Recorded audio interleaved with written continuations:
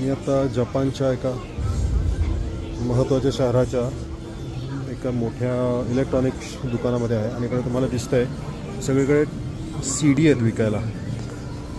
C D मला नाही वाटत भारतामध्ये सहज कुठे अशा सी डी वगैरे विकत मिळतील ऑनलाईनच्या व्यतिरिक्त, पण इथे तुम्हाला ॲक्च्युली सी डी दिसत आहेत. त्याचं कारण हे आहे की म्हणजे एकतर हा भयंकर प्रगत देश आहे, यांचा काही संबंधच नाही, अत्यंत प्रगत देश आहे.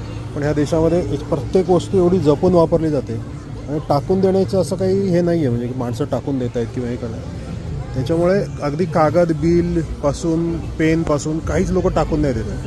ह्या सगळ्या ज्या गोष्टी आहेत ह्या अत्यंत व्यवस्थित मॅनेज केल्या जातात आणि मला असं वाटतं त्याच्यामुळेच इकडे DVD अजून आहेत, कारण की लोकांच्या घरामध्ये अजूनही असे कम्प्युटर आहेत जे त्यांनी इकडे व्यवस्थित वापरले आहेत की त्याच्यामध्ये हे बघा इकडे कॅसेट पण आहे.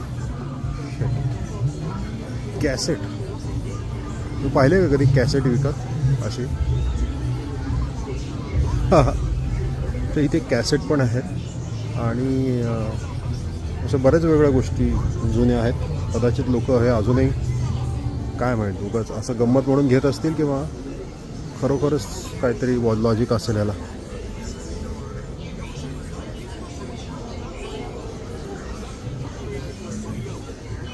लोक याला वापरत असतील चांगलं असं मला वाटतं. धन्यवाद.